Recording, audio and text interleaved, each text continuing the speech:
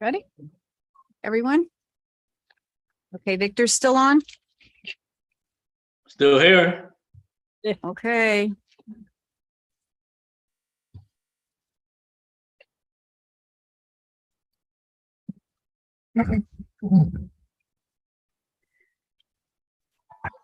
Call the roll, please.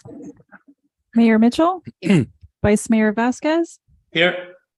Councilman Best, Present. Councilwoman Bravo, here, Councilman Fahed. Here. There's a quorum present. Thank you. All stand, please, for the invocation.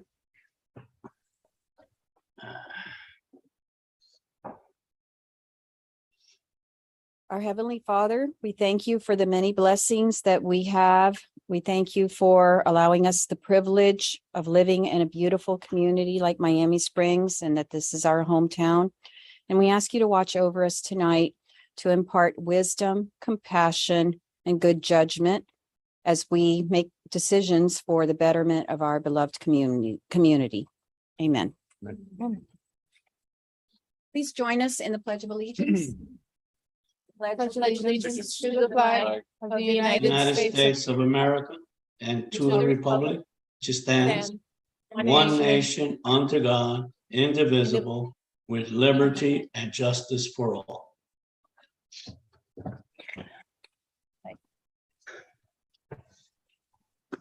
Okay, welcome everyone to the City Council meeting for Monday, October 10th. Nice to see everyone in the audience and any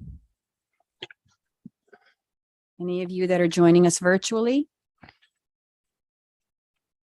Okay, we're going to start the meeting with the awards and presentations. And our first presentation is by Assistant Principal Desiree Gonzalez Martinez from the Miami Springs Adult and Community Education Center on she's going to update us on the new educational programs.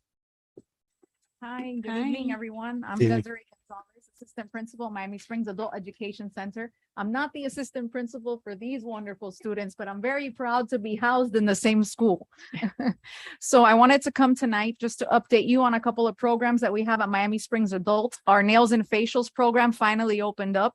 So ladies and gentlemen, of course, if you'd like to come and get a facial with our students, you're more than welcome. It's free. It's for them to practice. They do it on my skin. They do my nails. They're outstanding. And it's a free program so that the students can practice. Announce 1 second before you forget at what hours, so our residents Okay. listening will know when they can go Perfect, by. Perfect. So it's Monday through Thursday from 6 to 9:30. We have 2 facials, one at 6 and one at 8. So in the event anybody wants to come and participate, you can come one day to the school at night and register to come and have a facial the next day or the day after. But it's Monday through Thursday between 6 and 9:30. We're there. Okay. And we're excited to announce that at our Doral campus at Ronald Reagan Doral Senior High School, we're opening a network analyst program, which is like an office preparation program. So I know there's a lot of business owners in the Miami Springs area that are looking for employees that need to have those technological skills, Excel, Office, all of those things that they might need. So we're looking to partner with those businesses because we do have students who are going to be looking for work after they complete the program. So I just wanted, that program hasn't opened yet. It'll probably open in January, but we're trying to get those partnerships ready and going so that we can get our students where they need to be so that they can be ready for the workforce. Okay. Also, we do have ESOL at night for those incoming immigrants. We know we have a lot of immigrants that have been coming over. And we do have ESOL for them at night. If they're Cuban or Haitian, there's a special scholarship that's available for them, and it's free. So they get 3 months of English classes and books for free if they qualify for the grant.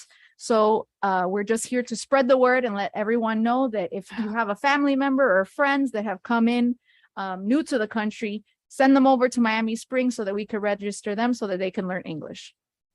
We also have our citizenship program, which is on Tuesdays from 6 to 9:30. So again, getting our students ready to become American citizens, and we're here to serve the community. So if you all need anything or any special classes, we will be happy to assist with that. So thank you for all you do, and come on down for a facial when you can. Through the chair, Yes, sir. I know this is, well, no, it's a presentation. We can speak. Yeah, yeah. I would suggest that you might want to get with the manager and the assistant manager for a list of those businesses that might qualify for what you mentioned earlier in your presentation. Okay, great. Thank you. That Might be helpful to you. definitely. I appreciate that. Thank you.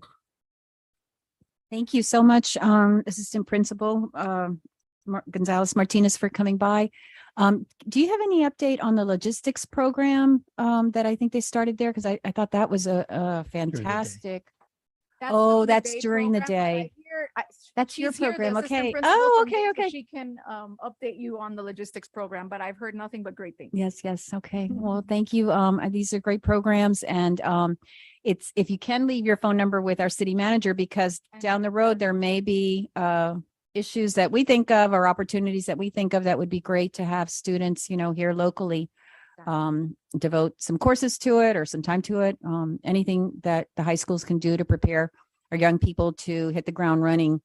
Not everyone is, interested in going to college right away, and we should be, giving them, like as you are at the high school, providing them opportunities to start their careers once they graduate from high school. So thank you so much. Definitely. It's our pleasure. Thank you. All right. The next, let's see, we have an award, Yard of the Month Award for October, and that is for Olga Garcia Moreno. Is she here? Hello, come on up. Your property is at 550 Hunting Lodge Drive. Okay, come on up. We're going to take a photo with the council and you.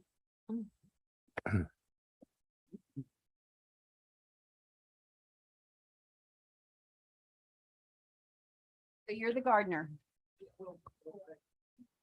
Okay, this is the certificate, Yard of the Month at 550 Lodge Drive. We're gonna have to put this on wheels. What's that? We're gonna have to put it on wheels. Yeah, right. So much for new Springs, and for being inspiration for other homeowners. So if everyone gets a chance, be sure to drive by sometime this month. You see their yard. Thank you so much. Is there anything you want to say? No. About gardening? We've been here 24 years and we got married like 2 years ago and we've done one. Oh, I never won it before, so.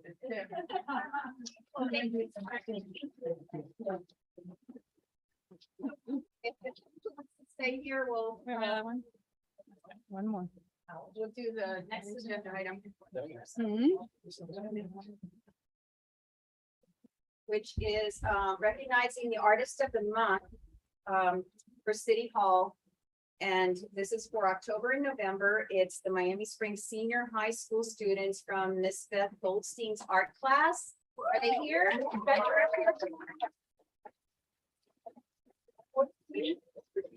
you take a photo with all of you? Thank you so much for beautifying our City Hall.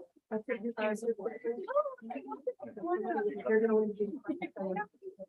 Council. We want to thank you for beautifying City Hall, making it something exciting, for our residents to stop by and take a peek at all the talented artwork. Right, extend on the. Councilman Wow. Patton? Thank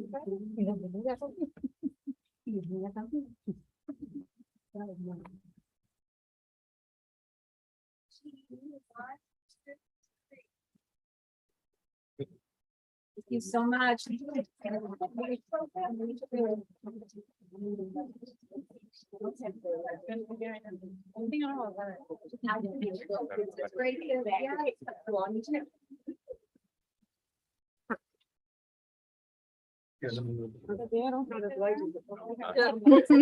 Stay down there. Good evening. I think we're, Is this on? Yes. yes. Good evening. I want to thank you all again for having us back a second year. This is really an awesome experience for my students. I can't thank you enough. Part of what I do in my program is I work tirelessly to link STEAM, not STEM. I want to make sure that we're a STEAM. And so you all actually don't realize this, but last year you became our partnership by having 4 shows here, because I teach the kids how to market, sell, price, prepare, install, deinstall. All these things go into this. So each time we have a show, this year I changed it up a little bit. So one of the young women here in the audience designed this lesson. I did not. This was an art club introduction, get to know you. Everybody was going to make a card, and I thought it was so fabulous. She made a whole PowerPoint, she delivered it to everybody, and she had demos, very well organized. I brought it into one of my other classes, and that's where we got enough pieces to actually have this show this evening. And it was an inspiration for the state representative, right? Yes. Okay, I got it right. She's also the state representative. And so every year they do something, and our kids usually make a gift that's presented to all of her peers. And this year we've decided we're going to make those trading cards that she can give out. And so the kids actually get to say that they've made work that's now distributed across the state. Oh, nice. So That's I want to thank you all wonderful. for these opportunities. Well, thank you for the opportunities for our residents to learn about, the talent that is in the community that is right here with our students. And you mentioned about selling. If we can, are there prices on the On this cards? one, no, Oh, because because they're these aren't, just personal, like trading cards. okay. But in the future, for future Usually I arts, do it'd be that. great if we can let our residents know, Absolutely. Thank you. And this is Miss Robinson, our assistant principal. hello, Miss Robinson. Well, good evening. I'm bringing greetings from our principal, Nelson Gonzalez, that was unable to come tonight. But I just want to really thank you all for actually giving our students this type of exposure. You can't imagine how impactful it is. 1, to be able to have their work displayed, but 2, to actually be able to come to a city council meeting and see how their community is actually running and operating. You never know what kind of impact it's going to have on them when they get older, and they're almost there. And just a little bit about last year, I am also a state representative, and each year when we go into session, we take a gift.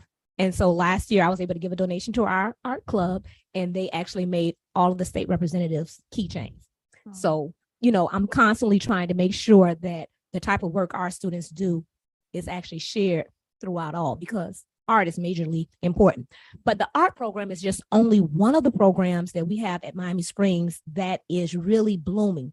You asked about the logistics program. The logistics program is really doing well. We've been partnering with different organizations.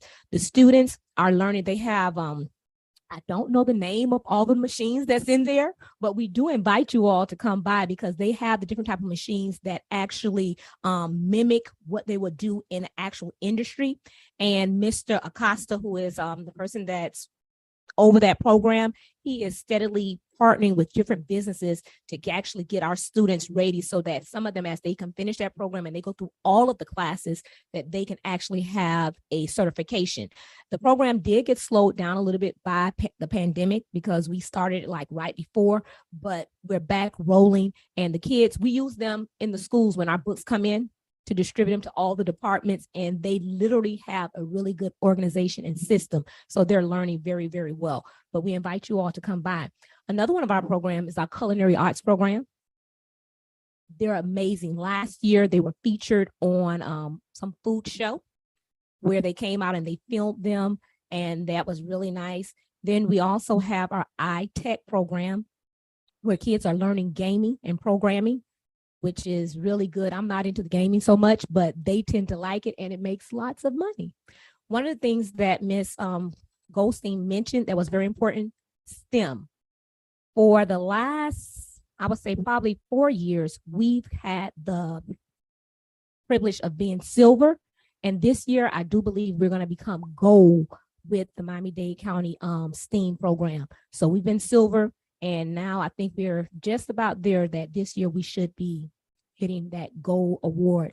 And that's when we're able to get all of our departments to come together and do a project that includes the science, the technology, the engineering, the mathematics, and we even include our language arts and our history programs. So they all come together and actually cultivate in a nice project that highlights all of those different areas. So the students there at Miami Springs are doing well, and they are making your community proud. That's wonderful. Thank you Thank you. so much. We're so proud of them. And, you know, and communities are identified a lot by the quality of their schools, by the talent in their schools, by, the reputation of their schools. So having, Miami Springs Senior High be such a great school and having such wonderful students and talent, you know, reflects on all of us, whether or not we have students here or in school or not. It's great for our community. So we very much appreciate. And one last thing I'd like to say, which I always say when we have young people that come to our meetings, that, you know, one day and not too far in the future, we'll be the ones sitting in the audience, and some of you will be carrying these spots here or at the state level or at the county level or even at the federal level. You know, so we look forward to those days too. Exposure so means a much. lot. I know it's like, yes, exposure means a lot. In my community, they actually have a junior council, and those kids, they run and operate just like you all do with different community projects. So it's really a great experience. Well, thank you so much. Thank you and Thank you. take care. And thank you again for the beautiful artwork for our city to enjoy for the next month or two. Okay, let's see. The next agenda item is open forum. And yeah, but that's on agenda. He must be on that. So this is open forum. Okay, Jim Fulton, I know you already spoke, but I'm not sure if you wanted to speak again. You spoke at the LPCA meeting. I think Jim left, Mayor. Okay, the next one is, I'm having trouble reading this, Melissa Tapanis? That was you. Okay, you've already spoken. Okay, then Arlene Epperson.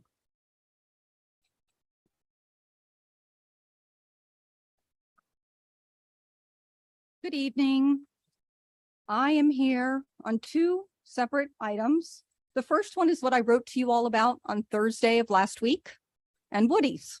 And I've decided to take a little bit of a different approach this time by coming here early on and trying to stay on top of the public documents that are available to me. I do want to say to our city manager that you're absolutely right. It was not September that they had the last event, it was August. And with that said, I have pulled both of the permits that were applied. And what I don't understand is that the owner of this establishment waits to the 11th hour to apply for a permit, although the event is on his website for weeks in advance. So then that requires our city people to run through the hoops and run this document around and get it signed by everybody, because there's 5 or 6 or 7 people who sign off on this. The other thing I don't understand in reviewing both of these documents is that someone from the city calls Douglas Orr to make sure it's okay with that establishment that they close the street. But nobody in this city can give 2 thoughts about what's going on in the neighborhood and how this event affects the neighborhood. Closing the street in front of Douglas Orr creates a huge traffic eyesore. A lot of these people coming in have no idea where they are. They've never been in our city before. They're racing up and down these streets because for 2 long blocks, there's no street signs, no stop signs. And it's, let's see how fast we can go after we've had a couple of beers. I have to tell you, I was very disappointed in Mr. Mendez's response to me. I was so upset on Wednesday night that I went down there in my pajamas, if you can picture that. Not a pretty sight. But I think there's something in the water down there, because he kind of has the same response that I got when the establishment was owned by someone else. I don't understand why the city officials are not taking into consideration what these events and the noise and the traffic are doing to the neighborhood. This is a work night. Everybody gets up and goes to work. Everybody wants to say to me, well, nobody else is down here complaining. No, but there's a lot of chatter going on and all of the Instagrams and Facebooks and neighbors talk to neighbors, but nobody wants to come down here. Nobody wants to make the time to come down here, but they can all complain about it. Personally, I don't understand allowing this event on a work night to go until 11 o'clock. I don't understand having it at all on a Wednesday night. I personally get up at 4:30 every morning to get on an international phone call, and I don't appreciate it. I want to know what's going on. I want to know why the city feels compelled to call Douglas Orr to see if Douglas Orr has a problem, but nobody mails to any of the residents in the neighborhood. And the noise ordinance, I think everybody needs to get familiar with the noise ordinance again, because what went on Wednesday is absolutely a violation of the noise ordinance. And Mr. Mendez doesn't think that it applies to him. My other item, I was down here several months ago talking about FPNL and that the city is not really keeping track of what FPNL is doing in our city. You guys have kind of given them carte blanche to come through here. So after we got our cable dug in the alley and we had the whole cat catastrophe and all the other stuff that went on, I get a phone call from my home that the subcontractors for FPNL are in the alley in a bucket truck with a chainsaw, and they're cutting down the lights in the alley. And I don't mean just cutting them down and lowering them to the ground. They're cutting them down, halfway cutting through the pole and then letting this huge light crash to the ground. And now we have parts everywhere. This was back in April. I called Tammy Romero and said, I have a problem. Do you know that they're taking the alley lights out? She said, we don't really know what FPNL is doing out here. They do their own thing. The city's given them, the golden key. But here's the number you can call, the same gentleman I told you to call before. When I continued on with her, and I'm not going to quote what she said to me because she and I are at odds about what she said to me. But basically, she wanted to give me an education that I, as a resident of Miami Springs, should be grateful to FPNL because they're not charging us to run their program through our city, which I found to be a little disturbing.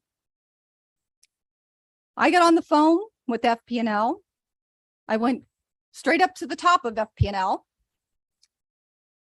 And within 30 days, I had the light installed back in the alley. Their subcontractor had removed it. They say by accident, but it was more negligence. So I'm bringing to your attention that there are things going on in the city with FPNL that none of you have any idea. They don't have any idea. Public Works doesn't have any idea. And they've probably taken lights out of the alley that are now creating safety issues that nobody knows about and nobody's doing anything about. And it's serious because we do have people lurking in our alleys at night. I walk my dogs, see it all the time. So thank you very much for listening. Thank you, Ms. Epperson. Thank you. Thank you. Okay, we have no one else signed up for open forum. Is there anyone virtually? No, Erica? no, Madam Mayor. Okay. And we will continue.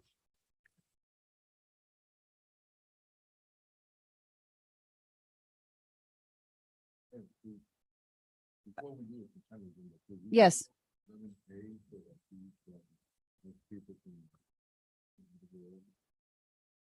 Yes. If that's okay with the rest of the council, we'll move up to 11A. We'll move 11A forward.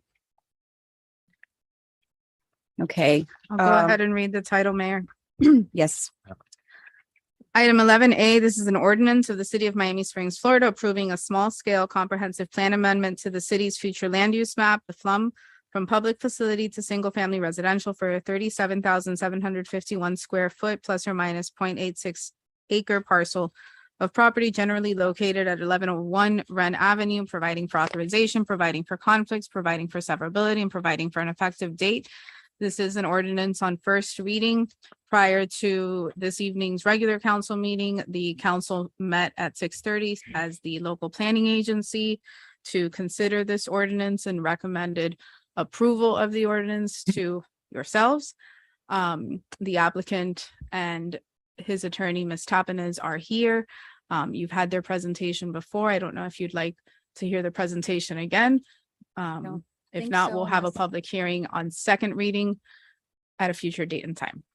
Okay, is there anyone in the council that wants to hear the presentation again? I'm fine. Heard it before. Okay, Councilman Vasquez? You're good? I'm good. Okay. All right, thank you, Heidi. So is there a motion? Motion to move. Second, Any discussion? Call a vote, please. Vice Mayor Vasquez, yes. Councilman Best. Aye. Councilwoman Bravo, Yes. Councilman Behet, Yes. Mayor Mitchell. Yes. The motion carries. All right, thank you. you. Okay, get back on approval of council minutes. We Hello. have the minutes for the September 26th regular meeting. Through the chair, motion to move item 6A, ma'am. Second, Okay, any discussion? Call the vote, please. Vice Mayor Vasquez, yes. Councilman Best. Aye. Councilwoman Bravo, Yes. Councilman Behet, Yes. Mayor Mitchell. Yes. The motion carries. All right, thank you. I see the next agenda item, reports from boards and commissions, and we have none. I just wanted to check, Erica.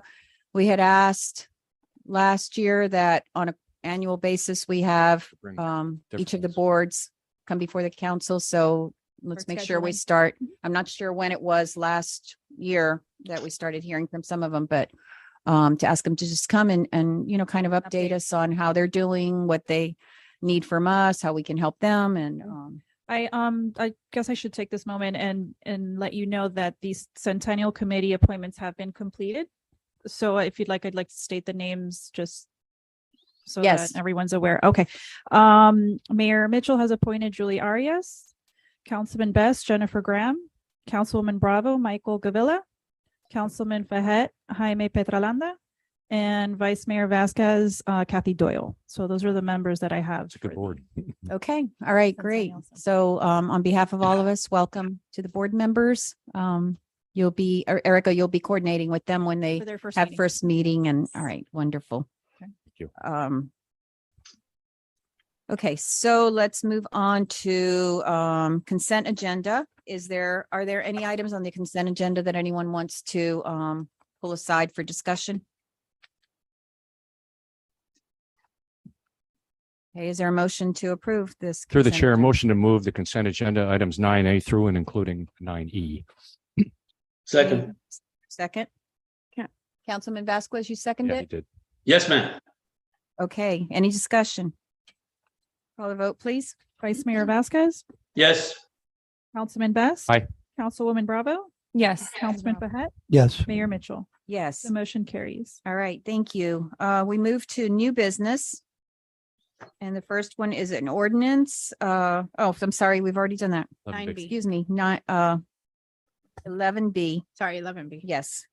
This is an ordinance of the city of Miami Springs, Florida, amending section 32-68 mitigation of fines of the city's code of ordinances to establish procedures and guidelines for the mitigation of code enforcement fines, penalties, and liens, providing for codification, providing for severability, providing for conflicts, and providing for an effective date.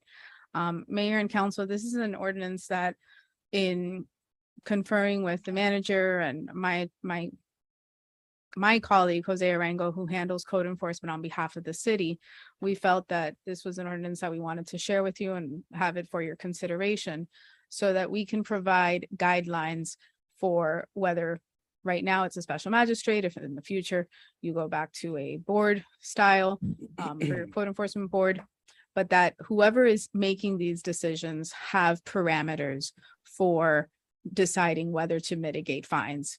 In the past, the fines were mitigated by the code enforcement board, and there really wasn't a structure for how much or how little they should or shouldn't reduce a fine or a penalty. So oftentimes there would be a recommendation made by the city and the code enforcement board would consider that, but there weren't parameters. So similar to how courts have sentencing guidelines in the criminal world, if you are convicted of something, there's a framework for a judge to enter a sentence. Here, we'd be doing the same, but in order for the code compliance liens to be reduced. So we often we don't see these that often, but from time to time, we do have individuals who are either new property owners or there's a property owner who had the violation assessed against them and they've come into compliance and they'd like to reduce the fines, which many times can exceed, can go well into the tens of thousands of dollars, and sometimes even more. So this ordinance provides for a framework in order for the decision maker to be able to reduce those fines, taking into consideration various factors. The ordinance also provides for the city manager to be able to entertain settlements that are proffered by violators or people who have already had fines entered against them. So in order to avoid having to go to a hearing, the city manager can exercise discretion using the same framework that the magistrate would use and apply that and enter into a settlement agreement. So I'm happy to answer any questions. Through the chair, since we have eliminated compliance, have you noticed an increase or decrease in the amount of cases that we have had going forward? And the second part of the question is, and what has the magistrate contributed so far in terms of hours committed? So as to the first question, we've had 2 hearings so far under the special magistrate. My understanding is that we've kept it at about 10 cases per hearing, which is average, more or less about the same as the board. Okay. The difference that I've been advised through Jose is that orders are now being entered even as soon as at the hearing. So there's not a delay in getting an order executed or having a decision actually made. So in your opinion, Counselor, an improvement in the process? Yes. Thank you. Through the chair. Yes. On line item with a backup with the ordinance that you provided on line item 83, it says the board, special magistrate and city manager are authorized to negotiate, reduce and settle fines in accordance with the terms in this section, as you mentioned a couple minutes ago. The way that I see this is that we're already paying a special magistrate for some sort of legal counsel. Would it be better to not have the city manager there to be negotiating for us? I mean, that's the whole point of the magistrate. Maybe she can work in conclusive with him to get his thoughts or input from us. But I think she is getting paid for the mediation of these infractions. So I guess I'll answer that in 2 parts. The magistrate, her primary focus is on rendering decisions on actual violations. Mitigation of fines is something that is within her scope of work, but it's not the primary focus. So if we have 10 cases on an agenda, 90% of them are usually, and I think at this last hearing, 100% were violation cases. So maybe, I mean, I don't know, I'm just throwing this out there. Shouldn't there be maybe, I didn't see in her contract, I don't think what you said, there's no mediation fee that was charged up front for that, because I don't. So it's not there is a, I think there's not a fee that is specific. I don't think that we included a fee for this. Actually, I think we did. To consider the fine mitigation. What traditionally has happened is these mitigation requests, ultimately, they do come in through either the manager's office or the city clerk's office. Somebody shows up and says, I have this fine. It's usually when they're waiting for a closing and they need to get it done before they close. And they're approaching the city manager and city clerk's office saying, how can I pay this off? Oh my gosh, it's a $20,000 fine. How do I reduce it? Oh, you have to wait for a hearing. So this allows the manager to, using the same guidelines that the magistrate would use, be able to just quickly be able to settle the case. And if they're not able to reach a settlement, then it would go before the magistrate. But it provides the manager with the authority to resolve these issues and provide probably, and I know you can appreciate this, a higher level of service for those people who are waiting for a closing. And this is like the one thing that's delaying their closing. I get it. I just think that with items like these, it should be through strictly legal counsel. I just don't want to see my city manager having to negotiate these items. He's Remember, already the the- magistrate doesn't serve as counsel to the city. So the manager, the city's administration is always going to provide the city's position Right. and evaluate the settlement or the request for mitigation. So it's never not going to come through the manager's office. The magistrate is simply going to render a decision one way or the other. She doesn't serve, any magistrate doesn't serve as counsel to the city. So when we get to these hearings, either the code enforcement officers or my office will present the city's position and say, we've reviewed this file. It's taken this person, this property owner, 3 years to come into compliance. They're now into compliance. They've accrued $100,000 in fines, and we're recommending a reduction of X. That's usually how it goes. And then the magistrate, or previously the board, would render a decision. But how we make that recommendation comes in consultation with the manager's office and staff. Right, but in the terms here, it says city manager are authorized to negotiate. So for me, it would be the board's special magistrate are authorized to negotiate, reduce, and settle fines in accordance with the terms. And I don't know how you would put it, but you would be giving that legal counsel over to our city manager as which route to approve, is what I'm saying, right? You would give him the route. If it goes before the city manager, okay, let's take a sample case. Somebody comes in, they have $100,000 of liens and they have come into compliance. They're going to come in, apply for mitigation. The city manager is going to review that file. Staff is going to look at it, code enforcement staff. They're going to go out, make sure that the property is in compliance. They're going to report back, say whether it is or it isn't. If it is in compliance, then the manager is going to, the manager and code enforcement staff are going to say, okay, well, this person has accrued $100,000 worth of fines. And then they're going to go to the other section of this proposed ordinance. 39. Correct, starting at line 139. And in the case that I'm using the example, I'm saying that it's taken them 3 years to come into compliance. So they would fall under subsection 4, and the maximum reduction would be a 25% reduction.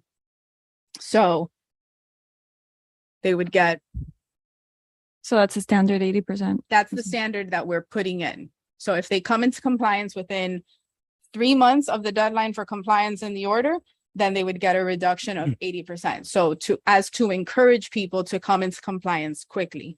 The longer you take to come into compliance, the less This is you gonna cost you, receive right. in mitigation. Right. And it's not that mitigation is automatic. Right. You have to come into these good cause standards. So in determining good cause, the ordinance sets forth 5 factors to be considered, and those are at lines 122 to 133. It says city manager or designee on 88. Right. Designee referring to That whom? can be It could be the whoever he the assigns. assistant manager. Sometimes it can be the designee being possibly the building and zoning department director who's oversees code. I think in Miami Springs, it usually comes down to William because he is very involved in So William, everything. you're okay with this? Okay. Basically, the example you mentioned, we've had that happen before, where people are closing on a house, they have this lien out there, and they want to get rid of it. And the board hearing isn't until the first Tuesday of the following month. So under this scenario, what would happen is, I would tell them, look, according to this schedule, the most I can do is, let's say, an 80% reduction in fine. I can't go lower or more than that, or less than that. Right. I go by these guidelines. If he wants to go ahead and pay that without having to wait to go before a special magistrate, then we have a settlement and he just pays it off and we will delete. Okay. I think what we're having here is like consistency as to guidelines and consistency as to how these decisions are made, which my understanding was that really wasn't the case in the past. We were, the board was kind of winging it and they were doing a great job. Our advisory board was doing a great job, but there was no consistency of, this is what the guideline is and this is what should be imposed. Yeah. So we're doing that and having the manager be able to handle situations that realistically he can handle and, don't have to wait for the board. Facilitates this. I think what I like about this too is it gives us the way Heidi wrote this up is she continually refers to the board or the magistrate. So should we down the road decide we don't want to continue with the magistrate, we want to go back to a code compliance board, we have the ability to go back to that and still keep the same framework, the same guidelines for penalties and everything. Right. I think I can appreciate where Councilman Bravo is coming from on this because the program is in its infancy. So it's working out all the the ins and outs stuff going forward. But I would draw to your attention an analogy of how zoning and planning and adjustment is handled, where we have legal representation representing the city at that. And so in this particular case, we have the administration, in this case, the head of the administration representing the city. So I think there's a commonality in how both boards operate. But it's at its early stages, though. We have legal representation at the magistrate meetings. Our legal. Well, the representation magistrates, yes, but Right, is from Heidi's office, Yeah. one of her partners right. there. So we have. But at adjustment, we generally have the city attorney too. Board of Adjustment meetings. Oh, yes. Yes, that's Yes. my point. Yes. Sorry. Okay. Yes. Thank you, Mayor. Anything else? I did have a question with line item, let's see, 101 through 103. That when the city manager or his designee, excuse me, enters into a settlement agreement, how do we record this? How do we have that? What happens? Is it on that document that you make your determination and record that? We would have a form settlement agreement that's used for these cases. For both, if it's through the city manager Yeah. or through the, okay. So it will We keep definitely a be. record of why the decision was Yes. made, how it was, so we can Yeah. go back and review it or Yes. discuss it or whatever comes up. All right. Any other discussion? Did we get a first and a second on this? Not on this, ma'am. No. Okay, is there a motion to move this item? I'll offer a motion. 11B. Is there a second? Second. Any more discussion? Call a vote, please. Vice Mayor Vasquez, Yes. Councilman Best. Aye. Councilwoman Bravo, Yes. Councilman Behet, Yes. Mayor Mitchell. Yes. The motion carries. Okay, thank you. All right, we will move to the next agenda item.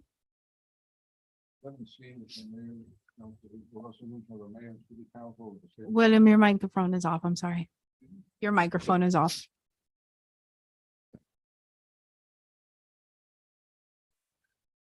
This is a resolution of the Mayor and City Council of the City of Miami Springs, Florida, providing for the first budget amendment to the fiscal year 2022-23 general fund, special revenue, and capital projects fund budgets by reappropriating reserved fund balances to fund open encumbrances through September 30th, 2022, and providing for an effective date. This is a little housekeeping matter that we do every year at the beginning of the year, and basically it's bringing over, it's similar to when you do your bank reconciliation and you have outstanding checks that you bring over. We're bringing the outstanding POs that were left open as of 2022 into the new year. Okay, thank you, William. Is there a motion to move this item? Motion to move. move. Is there a second? Second. Any further discussion? Any discussion? Call a vote, please. Vice Mayor Vasquez, Yes. Councilman Best. Aye. Councilwoman Bravo, Yes. Councilman Behet, Yes. Mayor Mitchell. Yes. The motion carries. Thank you. We move to other business and item 12A, and we do have someone that is signed up to speak for this agenda item. So let me go ahead and call him first, Mr. Llewellyn.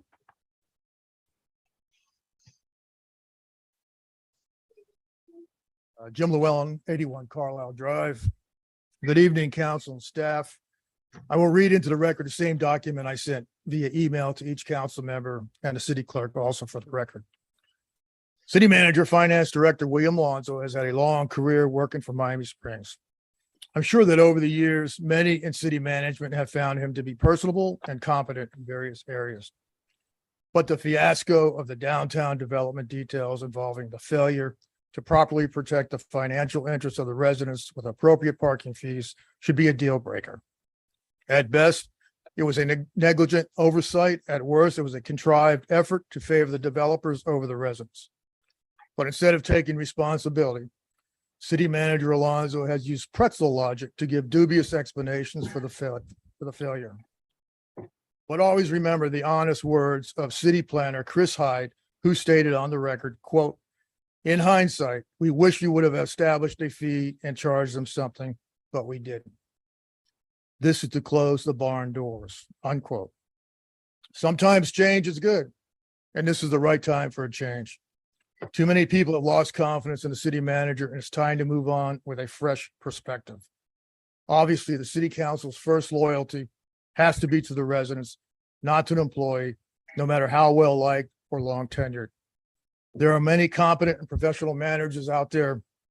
And after so many years and the recent failures, it's time to vote no confidence and start with new management. Thank you. Thank you, Mr. Llewellyn. Okay, I don't have anyone else signed up to speak on this. Is there a motion? Well, Do we need a motion for this, or is it just Yeah, a consensus? I think so. I think Is it a motion? it's a yearly Yes. requirement, yes. Okay. I have a statement to make. Yes, before sir.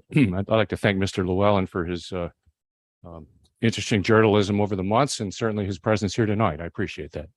I also respect his opinion, but I would spar with it by suggesting that Mr. Alonso, in every way, shape, and form, has represented this city in the 120th degree capacity, if that's even a word, over the 16 years I've been sitting up here. He hasn't even been with the city 16 years, but every time that he has. One thing that fails to be mentioned when this particular town center project is brought up, and Mr. Llewellyn, you're well aware of it, is the fact that this is the first time that the city ever engaged in a project of this sort. I will remind Mr. Llewellyn as well that he has been opposed to every major project that the city has done over my tenure on this council. So, and I will also remind him that of the few people, including himself, no, I'd like to finish, sir. I listen to you. Please have a seat. Please have a seat. Please have a seat, sir. In your opinion. Other than yourself, there's a handful of people in this town that oppose the way Mr. Alonso has financed and run this city.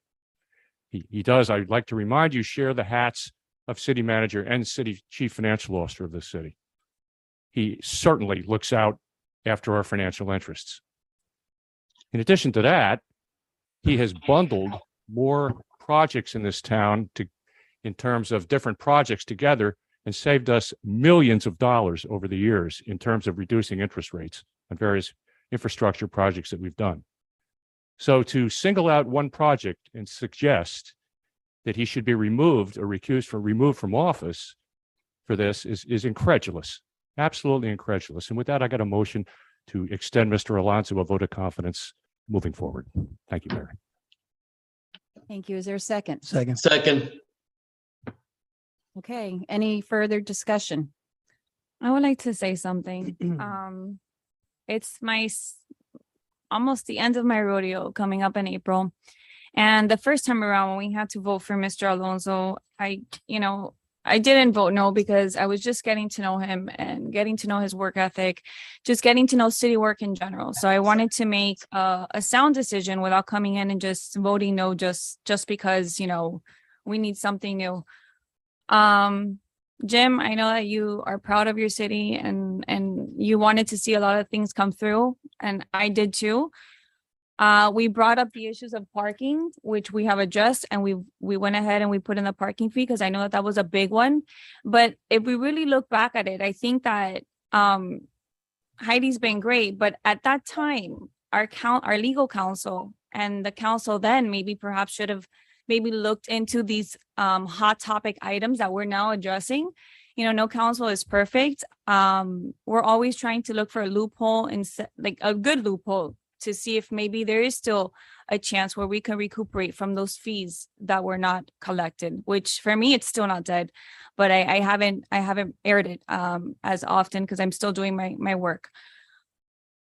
I think it's a combination of counsel. I think at that time that maybe the legal counsel should have recommended to the council members saying, hey, I think you may want to incorporate this fee before allowing permits to start opening.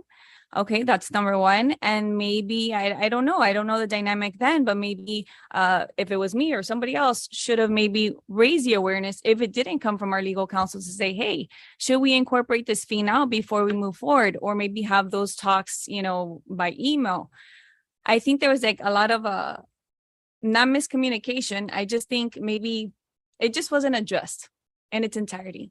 And now we're doing it now. I can't sit here and vote no because I'd be lying to myself that I mean, I've been a pain in his butt to say the least, but he's been very supportive of me and the items that I brought to the table, which people wanted me to bring to the table. If I had a city manager that would tell me, hey, no, or always brushing me away or, you know, saying, I don't think you should do that, then I'm like, you know what, this is a red flag. And I would have been the first one to say, I don't want him. But today I'm going to have to vote with confidence. Hopefully I come back in. I'm not saying maybe it might be different next year. I don't know. But if he continues to do as he's doing, at least from what I've been seeing since I've joined the council, I think we've been going more in a positive direction. And I'm all about giving people chances. I have spoken to William many times. I'm like, you're a great person. He has good work ethic, which is very important for me. He has not shown me any shadiness because I do not like shadiness. But I think it'd be ignorant of me to not give him my vote this time around. I'm not saying it will be the same next year. I'm just hoping our business matters even improve from here. I see a lot of changes happening in our city. It's taking a little bit of time, but I have seen progress. And I just want to give this another shot. I mean, we've been through a lot of hurdles. The city has been through a lot of hurdles, and here we are today. And I think we've proven ourselves in the last year and a half that we're trying to move things. And one big one was to settle the fees of the parking. $30,000 of parking up to 20, over 20 to $40,000 of parking. And I'm still going to try and work with Heidi to look for a loophole of maybe we can do something to recover. But if that's the only vengeance, I'm going to vote on no for him. I wouldn't be able to do that. So that's all I wanted to say, because I want to tell you that I'm hearing you, but I need to be true to myself to what I'm going to do. But if I didn't feel that way strongly, then I have no shame in saying no, but I don't feel like that today. Councilman? Yeah, thank you, Mayor. So I appreciate Mr. Llewellyn and the views that he has and that he has a right to voice. I just think that they are not completely informed. We had a council meeting, and I don't remember the exact date of it, where we read into the record all the steps of the things that happened. This all distills down to a belief that there was some kind of mishandling of parking fees that were supposed to be assessed. And as we discussed at that previous council meeting, and as was read into the record, now obviously the media coverage of it was was based on some things that were said 2 years after the fact while we were here on the dais. But then everybody on the council met with the city attorneys and with staff, and it was clear that at the time that the projects in question were approved on by a previous council, it was clear that no fees were to be assessed. So the basis of the concerns from a few of the residents are that some fees were supposed to be assessed and they were not, and then that's the fault of city staff. And we've been very clear since then that you can go back and actually see the video of the council meeting where it was approved. Everything that happened was discussed publicly. Everybody knew what they were voting on. A few parking spaces abutting Curtis Parkway, right where the property is, were offered to the developer as some of the parking spaces that were needed. Obviously, when we were talking about things in the process 2 years later, some of the numbers that we discussed going back and forth were not correct. And so that's what the media coverage was based on, about whether or not we were supposed to assess the parking fee, and was it now too late, and should that have not happened. But when we sat down and looked at it, there wasn't a parking fee that was supposed to be assessed. So there was no conspiracy. There was no mishandling. The city manager and the city staff did not fail to do something that cost the city millions of dollars. And we discussed that at a meeting. We read it into the record. Sometimes the media coverage then, I think, kind of like changed to accommodate the fact that, we made it clear this is what happened at the time, and you could go back and look at it. So based on that, although Mr. Llewellyn's call for us to remove the city manager, I know that it's well-intentioned based on the perception he has about what happened. That's not what actually happened.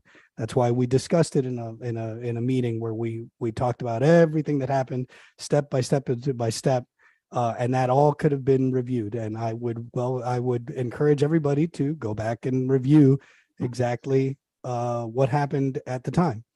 So based on that, I have no reason not to have confidence in the work of the city manager going forward. Thank you. Through the chair. Councilman Vasquez, is there Yes. anything you'd like to say? Yes, I don't want to repeat the excellent points raised by my colleagues on the dais. I do thank also Mr. Llewellyn and a few other folks who wrote to me, I imagine to the rest of you. I think that as Councilman Fahed has mentioned, this was, first of all of this was approved by the previous city council. There was some opposition to that project. Those voices were raised, and my assessment as a councilman who came in afterwards is that there was a great deal of enthusiasm on the part of the council to move this project forward. As Councilman Best initially mentioned, this is first time a project this size has happened in quite some time, and there are lots of issues around 3 floors, 4 floors, and so forth and so on. And there were issues with the parking, and it's already been mentioned by them, and we went through it ad nauseum in several meetings and made some significant changes, I believe, in any future project. So I just want to reiterate that this project was embraced and enthusiastically approved by the previous city council. Was there a mistake made? Probably. Does that rise to the level of a no confidence vote in city manager William Alonso? I don't think so. And so I am going to be voting to give him my vote of confidence. And that's what I have to say. Thank you. Thank you, Councilman. Okay, I want to redirect this as a vote of confidence on our city manager, and I think somehow we got into a discussion about one item, but I will talk about that one item, the development that we're talking about at One Town Center. I made it very clear back then that I did not think that the city was negotiating in the best interest as well, not in best interest, but negotiating as well as it could on behalf of the city. And that's why it was not unanimous vote. It was a 4-1, and I voted against the project, not because I was against the development, but because I felt like we could have negotiated better. However, negotiations are negotiations. You're in real estate. Sometimes people pay more for a house than everyone else would have, but that is the negotiation. Or if you're buying a car, the same thing, you feel I wouldn't, I'm not going to pay over sticker price or whatever. Doesn't matter. Negotiations are negotiations. You make up a mind. And in this case, we're a democracy and it's a council vote. The council voted 4-1. We have to accept that. That's the vote. It was a 4-1 vote to approve the project the way it was presented to us. And the democracy, this is a democracy, and that's how it goes, whether or not I like it or other residents like it or not. And a lot of people were for it. But I'm going to direct this back to a vote of confidence for our city manager. I have been worked for the state and for the county for over 30 something years. And I can tell you without any hesitation that I have never in my 30 something years of working, being a government employee and working in a wide variety of positions and departments, I have never encountered anyone that I would hold of higher esteem as our city manager. He has, since the moment that I started here in the city council, or actually I met with him before I ran for city council just to get to know him, get to know the city, find out about the issues. He has been extremely open, extremely forthright. I agree with everything that Councilman Best has said about him. You've had even more years, 16 years of experience with him. I've had about 5. The number of issues, the responsibility of that job is jaw-dropping because he runs the entire city. And, our councils come and go every 2 years. It's different councils. And yet he has the responsibility of making sure that our city continues, despite who's sitting up here and what our feelings are and what we'd like and what our preferences are, of making sure that our residents don't skip a beat in the services that they receive and how the city runs, in the employees, because whether or not the staff, the council up here changes or not, our employees hopefully stay the same and continue to do the same work. We are on the phone at least once a day and sometimes numerous times a day, and texting, 7 days a week. On Sunday, how many times were we back and forth about the flooding, that nonstop?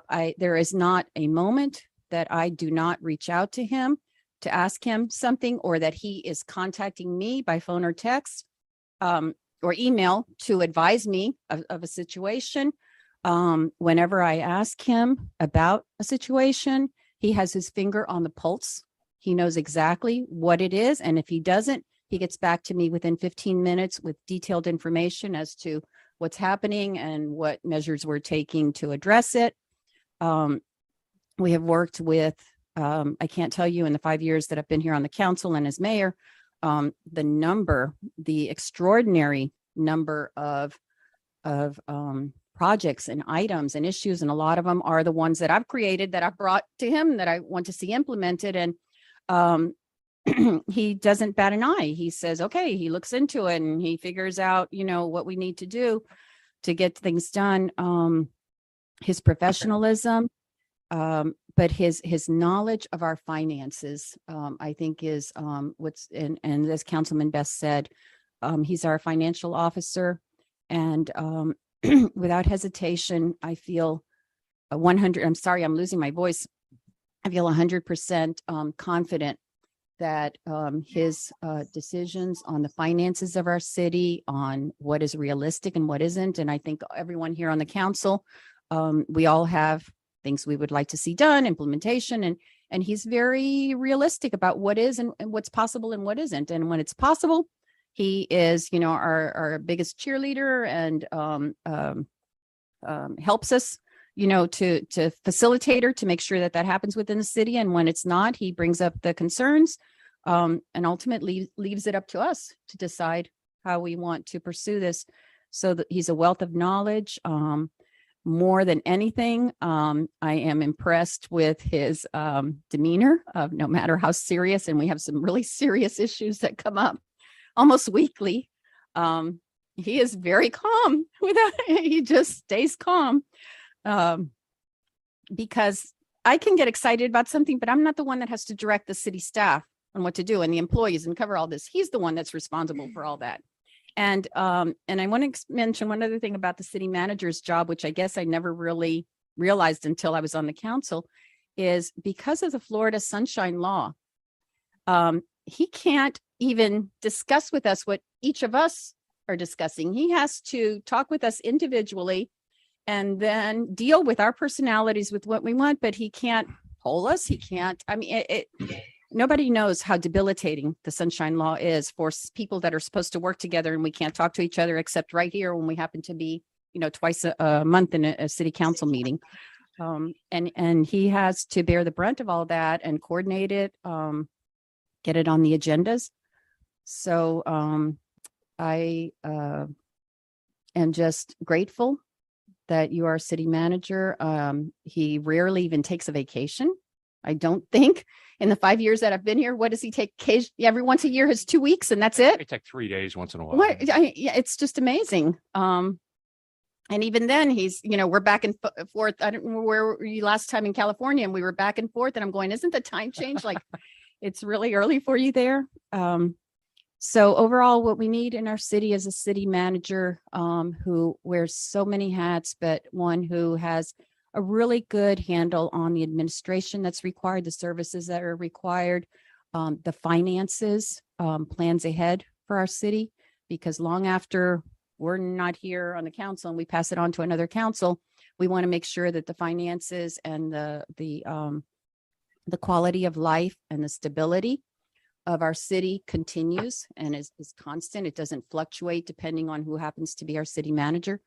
I have nothing but the highest vote of confidence for our city manager. Well said, Mayor. Through the chair. Yes, sir. I want to apologize for the record. Because I kind of broke protocol. This is a discussion about the confidence or no confidence in the city manager. And I, like many of us, addressed the issue of what happened 2 years ago. I've had the opportunity in the 20 years I've been in Miami to meet and work with at least a dozen city managers around the county. And William Alonso is head and shoulders above. Nothing to the others, but I've had a chance in the 14, 15 months I've been on council to work with him, as you have, in numerous conversations to get to learn the system, to learn to, how to really understand the issues that are really faced by the city. So now I can fully say I have confidence, and Mr. Alonso will be voting for it. Anything else? All right, let's take the vote. Vice Mayor Vasquez, Yes. Councilman Best, Emphatically, yes. Councilwoman Bravo, Yes. Councilman Behet, Yes. Mayor Mitchell. Yes. So motion carries. Right. Next agenda item we have, yes. Councilman Behet, do you have an item with parking ordinance? Sure. Did we do the consent agenda items? Yes. Yes. Yeah, we got them. buddy. Good. Okay, so I just wanted to bring up something for discussion that I was kind of got me thinking when we had our last council meeting. And we voted on we were considering the variance to the property there on Hibiscus and Glen Way. And it struck me at the time that we were only being asked to consider, because that's what our responsibility was that evening, to consider whether or not to grant a variance to a property that already historically didn't have the side setback. There's a new project that's being proposed. It's already been approved by the city. it was going to require that a small corner of that new property that is being built continue to not comply with the side setback because it is an irregularly shaped lot. So a couple of things were discussed that I think were kind of off topic or not relevant, because all we were asking to do was to vote on that. And so I feel like we did, and I felt like it was pretty straightforward. Having said that, as a layperson, I'm not a parking, expert. But I know that we received some feedback from residents throughout the day and at different times in the day. If you drive by Glenway and Hibiscus, because there are some multifamily, residences there, there are tons of people parking on the swale. There's people that are parking in the parking lot and on the swale of Grace Lutheran.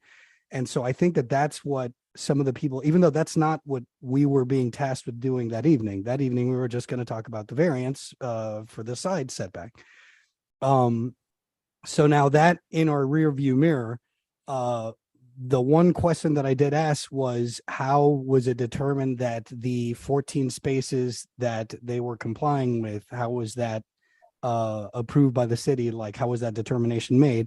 And it was based on our code in terms of parking requirements.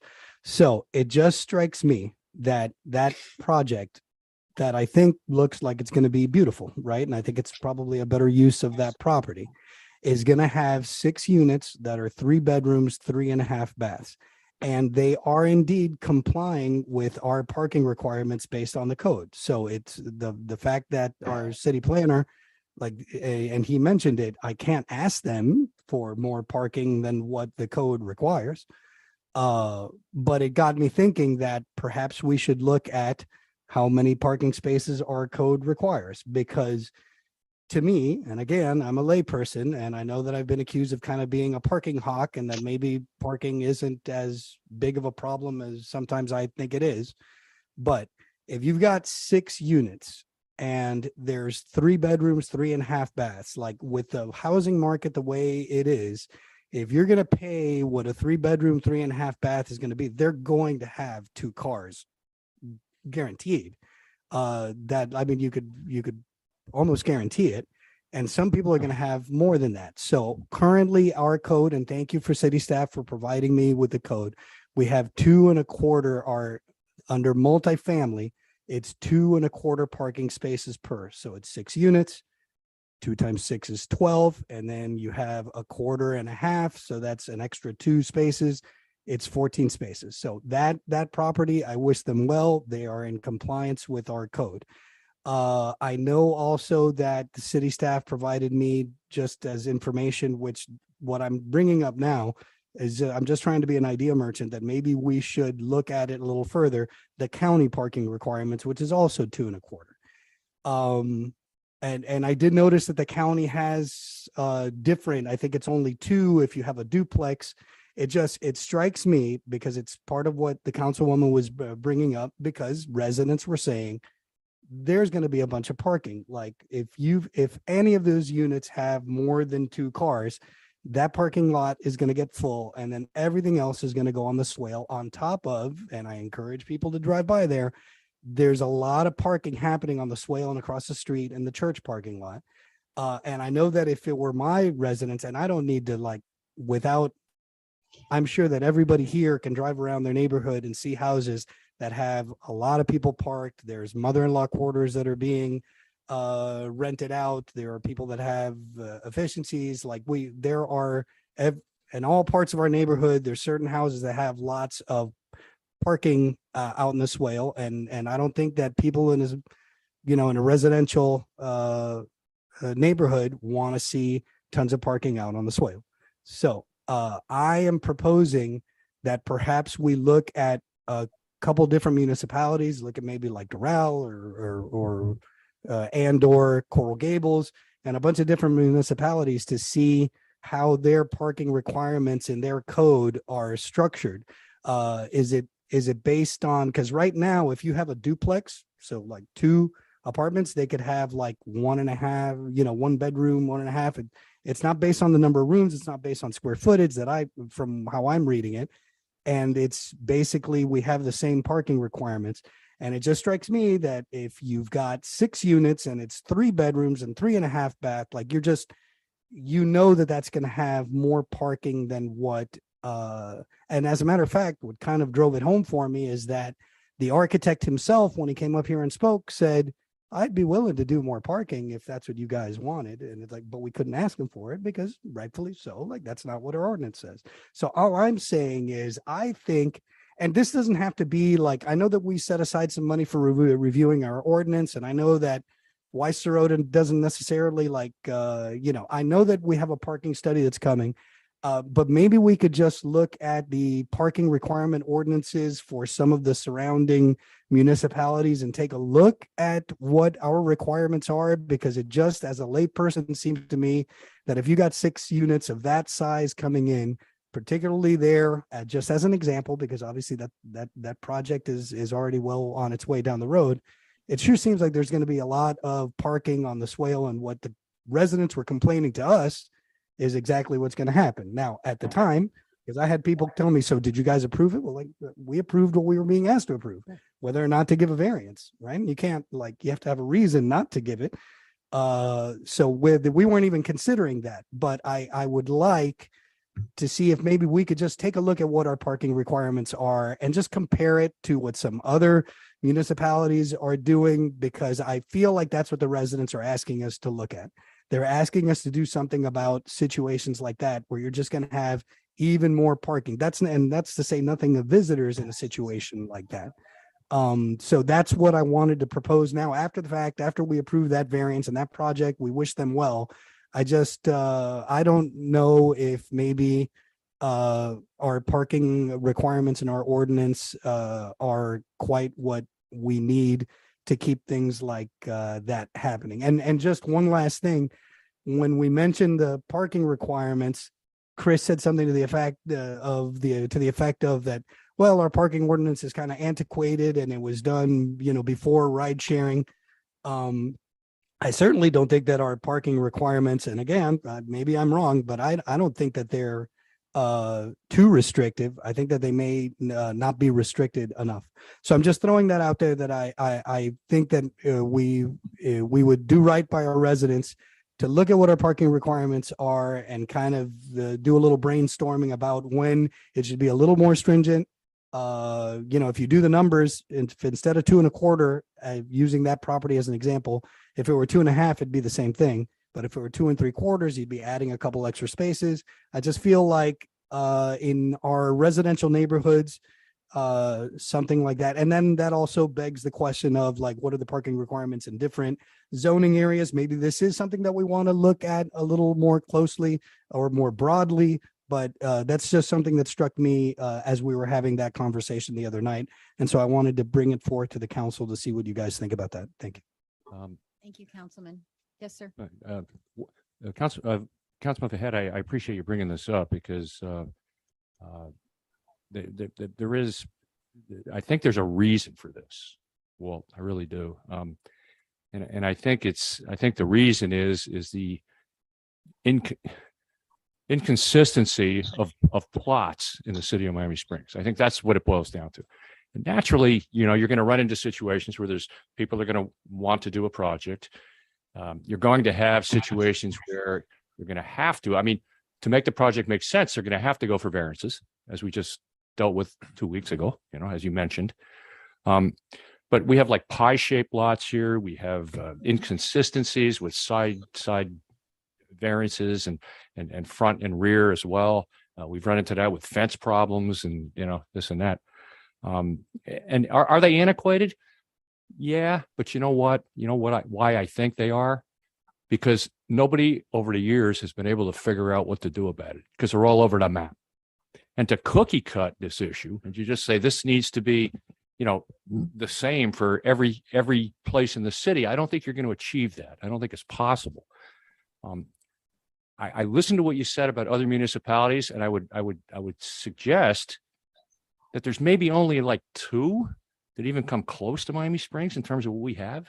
and I'm going to name them, Biscayne Park and Miami Shores. That's about it. That's about it. And even that, Miami Springs is different. It's a red herring because we have probably more commercial than Biscayne Park does. Miami Shores, we might be about the same. But as far as residential, predominantly, that's what you got. And if somebody in the middle of like 29 Palmetto, that was an issue that came in front of us recently over the last couple of years. Larry Butler wanted to do something there, and a lot of residents had a problem with it. And Larry came back and reduced what he wanted to do. And then he finally just scratched his head and said, this makes no sense to me financially to do it. So he just went away. And you know, so they come and go like this. And that's not going to stop, I don't think. I don't believe it's going to stop. You know, Jim Borgman, when he was city manager here, once said, I did a personal study. I think I mentioned this on council before. Maybe Walt, maybe you and Jackie weren't here, but Jim Borgman said, I did a personal study one day. I went to the gazebo and I went 500 feet in every direction, 360 circumferential. And he said, I found over 541 parking spots. They're not ideal. They're not exactly where people would want to park. Of course, if you want to go to Miami Springs Eye Care and you pull up to Miami Springs Eye Care and you in front of it and you can't find a place to park, you're inconvenienced. There's no parking. And that's the mentality of a lot of people that are inconvenienced by not being able to park right out in front of something. Nobody wants to walk. And you can't blame them because it's been like that for years in this town. Right now, our population is about, William, correct me on this if I'm wrong, it's about the lowest it's been in 10 years. We're a little under 14. We're right at 14,000. Yeah, that's right. 13,900 and whatever. So, and we've had as high as close to 15,000, you know, so it spikes. So right now, if you want to do like case law on this thing, you'd say, well, we should have the least amount of parking problems ever because we have our population's less. So is it people that are maybe not from Miami Springs, can't find places to park, that are here for like occasions or something? I don't know. I don't know what the answer is. But I can suggest that I think that ultimately there was a reason, there has been a reason, past perfect, that the reason that nobody has done anything or put a cookie cutter type thing about parking citywide. I think that's the reason. And with that, I thank you for my time. Thank you, Councilman. Anyone else? Yes, to the chair. So I agree with Walter in the sense of when I was driving around, maybe not so much single family housing, but the multifamily properties, there's a lot of swale parking to the point that it's just bare sand, dirt, and just gravel. So I think, yes, I would like to entertain some sort of updated ordinance on getting some parking uniformity for multifamily housing. We have there across the street from Miami Springs Elementary. We have right there off of Hibiscus and Glen. Like the existing ones, I think we should bring them up to code as well and get them all on the same, because I think everybody's just following these different things. We even have like commercial cars parking there as well. And I'm not going to be a stickler and start calling, hey, like I know that they need to live there. They're living there for a reason, probably not because they want to, but that's what they could afford. So it's fine with that. But what I think there definitely needs to be some more uniformity in multi-housing parking, so it could look cleaner, more appropriate. And also there was another thing that, and what was it? I was going to say something now to the respect of that.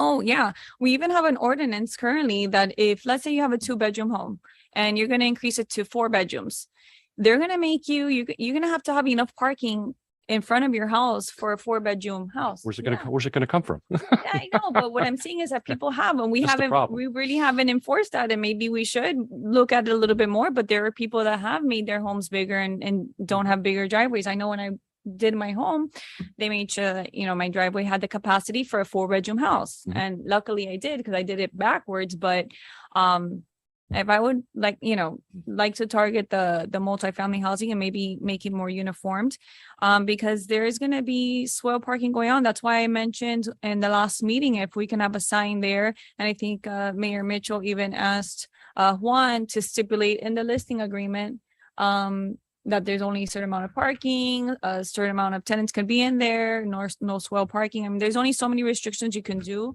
unless you formally have it. So I think that was a good point brought up.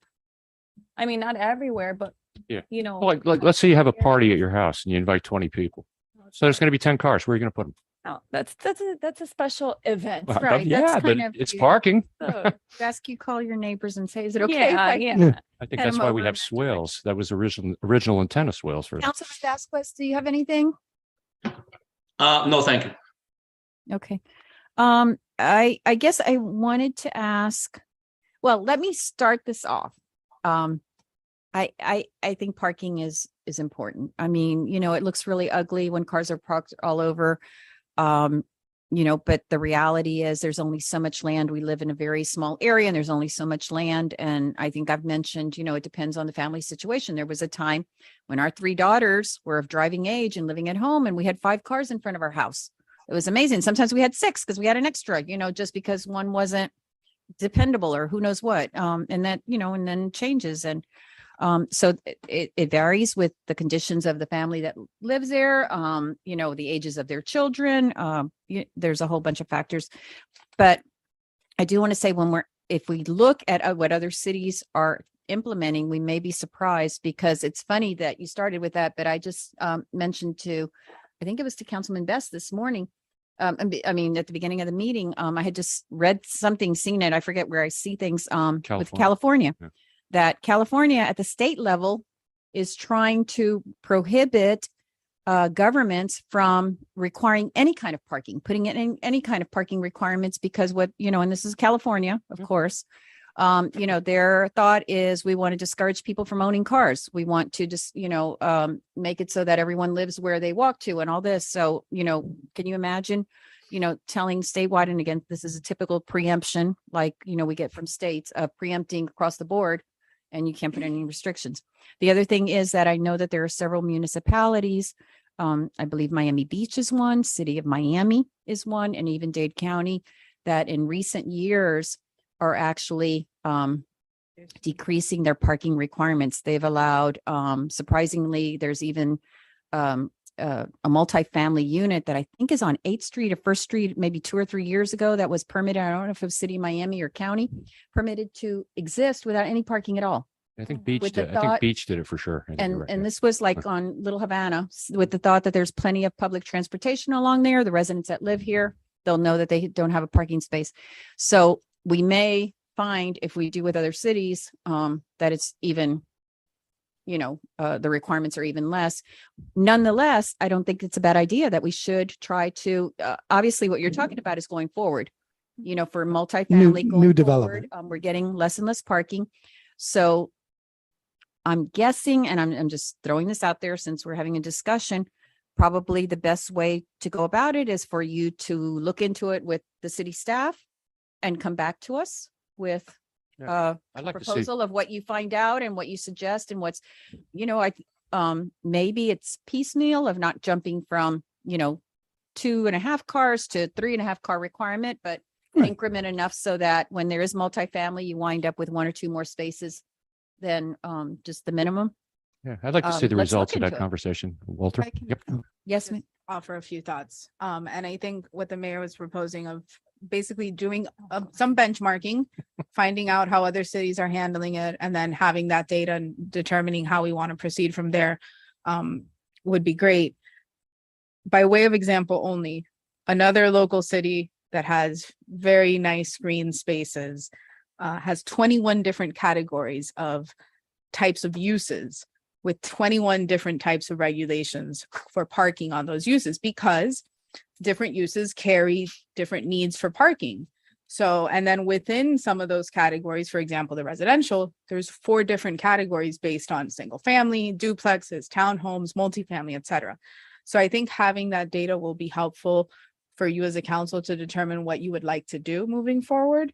And maybe you find that you have a very strict parking requirement and you don't want to, make any changes, or maybe you want to make it stricter, and that's completely within your legislative prerogative to do so. And I think knowing that with, the housing crunch and, it's likely that more and more properties that have the opportunity to, are zoned for multifamily, multi-use are going to be looking, at that as a possibility. So it's something advantage that is a good time to look at it. And, if we want to increase the parking, we decide after you look into it. I would like to know, just so that staff is clear on what data you would like and how we can work with you. Do you want to limit the analysis to how parking is treated for residential properties? In other words, single family, multifamily, duplex, townhouse, etc.? Or do you want it for all types of parking? I think a good place to start would be residential, because just to your point about that, as the conditions vary within a family, you could see so my understanding from looking at our parking requirements is that there's one rule for multifamily, and that multifamily can be a duplex or it could be a 6-unit complex, right? And if you got 6 units and conditions vary in a family and they have kids that are now, you end up with like a lot of cars, you potentially, and because it's in a residential area, I think that's part of what, the feedback we were getting from residents ahead of that variance vote that we took, right? Which wasn't the right time to discuss the parking, which is why I'm bringing it up now. If we could just look at how other cities, you see, it strikes me, although it may seem a little more complicated, if another city that has a lot of green space like us has 21 different categories for how to treat different, that nuance is kind of important because, again, a duplex is different from a 6-unit complex. And again, I'm okay with that. That's in the past, but I feel like we would be best served to just see how other people are kind of approaching it, because it might inform what we decide to do. Because it seemed to me that Chris is kind of hamstrung, right? Because he may feel like it needs more parking, but he's like, well, this is what the code requires, right? So he really has no way to use his judgment on anything. So perhaps we should look at that so that it provides the city with a little more flexibility in terms of how to approach approving projects, because those projects get approved based on that code before anything ever comes to us. I'm okay with however the council wants to look into this, but I would suggest we don't look at single family homes, because the majority of our homes are single family homes, and every now and then a new one gets built. To concentrate on, the occasional new single family home changing their parking requirement, to me is just a waste of time and not going to be very effective. But for multifamily, Right. Thinking that, in the future, there's the possibility that we will be seeing more multifamily where it's allowed. I mean, there's a lot of lots in Miami Springs, we're a 100-year-old city, and there's areas all over the city that this is allowed and this isn't allowed across the street, just by the nature of when that was built or what the ordinances were at the time. So for multifamily homes, for right now, making sure that, and perhaps alongside of that is looking at getting an idea of throughout the city where multifamily lots are, where these lots are. Obviously, we have areas where there's apartment buildings. And I know when I was first on the council, we were having the problem, I think I mentioned this last meeting, where a lot of the residents in those apartment buildings on South Royal Poinciana were parking across South Royal Poinciana along that park. in all this Right, area Layton Park. because they didn't have enough parking. And that was changed with putting up signs of no overnight parking and restricted parking. And so they had to, I guess condense, or I don't know. Where are they now? That's a good question. Well, I don't know, but even back then I asked, do the owners of these rental units, do they tell their residents, you have usually Yeah. that's, you should have it in the contract. I don't know that we can require that in a contract, but it should be a suggestion. Make sure that you advise, in your rental contracts, this is what you have is one assigned parking, and there's no parking, And Mayor, I thought you brought up a good point, right? I think that we should focus on multifamily because there's incentive for people to do new development where they take advantage of that it's zoned for multifamily and they try to do like the Palmetto project or just things like this. So multifamily is where I think, nobody's going to take their single family and it home impacts the single families Right. all in that all block around it. So I around it. think that So- looking at residential multifamily would be a good start because it seems like ours is not nuanced at all. And I think that there's a whole spectrum of differences that you can encounter in Okay, that so situation. Councilman, would you like to look into that with staff? And then, when you work on something, you present it back to the council as to, what your Sure, recommendations are on that. sure. Is that everyone Thank you. good Yeah, with that? I think that's the ticket to concentrate on the duplexes and the multifamily. Consider the several duplexes that we have coming off the circle after John's there on the west side. Mhm. Mhm. These people will park in front of their houses, right? There's like 2 cars, 3 cars, 4 cars. It's chock a Yeah. block, after 6 o'clock at night. Yep. Now, when they go to work, it's a different story. If people using Papa John's will park there and across the street where we've created parking. But that's the kind of thing you're up against. Councilwoman? To piggyback on what you were saying, that apartment building, I had just passed by it at night. It was maybe like 10:30 at night. I did take a video and the parking lot was jammed packed. Like all the parking spots were taken. And on the other side, it was all parallel parking from one side to the other. I was going to share it with William. I don't know if that could even be a hazard of, It's their but private, it's parking their lots private, there, but it was it was impressive to see. It was a lot. Right. I don't know what restriction we have there. I don't know how far into that you can get, but I think the private parking lot is their private parking lot, but what we did put in place is no overnight parking at Stafford Park, which, a Yeah. lot of people were parking overnight at Stafford Park and you walk a block, back and forth. It's not a big deal. So those kind of things. Okay, so you're good with that? Yes, Thank thank you you. for bringing that up. Okay, so the next agenda item is an annexation update. I don't know if Heidi or William are going to do that, provide that. I'll start off. So the good news is that the county has sent us a draft interlocal agreement. So we're reviewing that and we will be meeting with the county commissioners to discuss it with them. There's a few overall, the interlocal agreement is fairly consistent with other interlocal agreements that have been adopted for other recent annexations.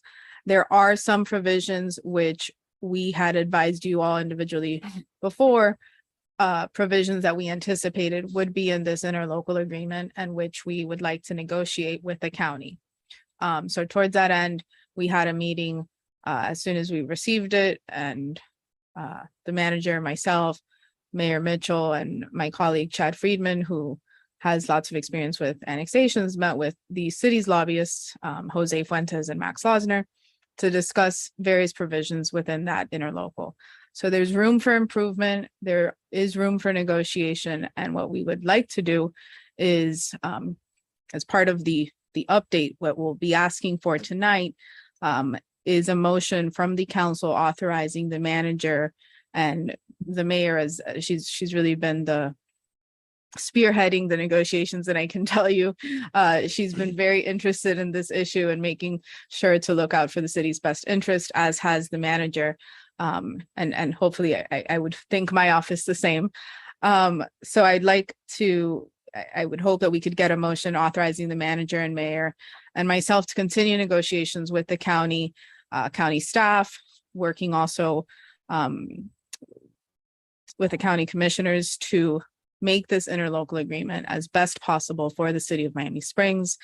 And by making that motion, you would not be approving the interlocal agreement this evening. It will be brought to you for a formal vote. We are still trying to get it on the county commission's agenda for their approval as soon as possible.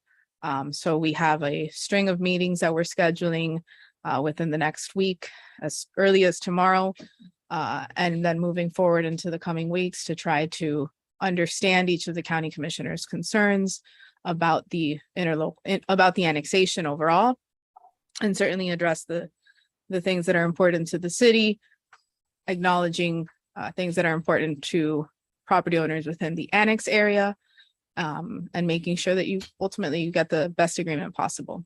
So that's Through the where we're at. chair, Yes, through sir. the chair. Yes, Yes, I'd like to make a motion to approve the motion outlined by our attorney. I'll second that, Mayor. All right, thank you. Mayor, I have a question. Yes, sir. Just relative to the other municipalities that are also annexing different areas, are they're in the same place in the process, right? They're reviewing their interlocal agreements. Is anybody else, I know that there are some aspects of it that we want to negotiate with the county that were not unexpected.